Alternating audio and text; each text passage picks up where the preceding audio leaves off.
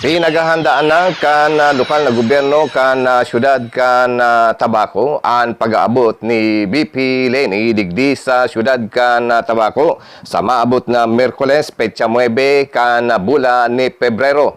Base sa satuyang mga nakuhang impormasyon, ang paghahanda pinagpreparar kan mga namamanuaan na masuporta sa kandidatura ni BP Leni para presidente kan satuyang nasyon.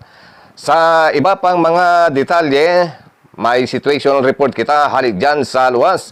Nasa linya si Roger Calio ng RCTV News. Roger, good morning. Please come in.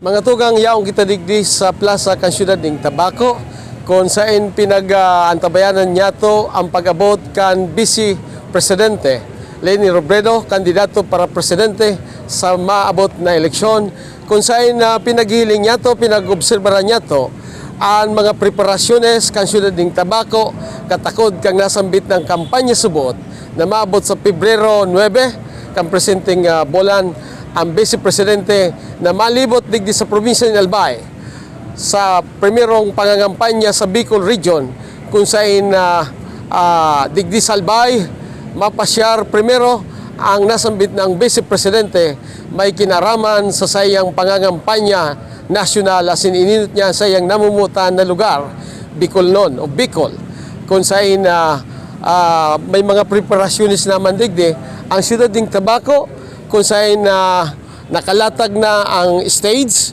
na pagmimitingan kang grupo ni Vice President Leni Robredo sa maabot na Pebrero 9.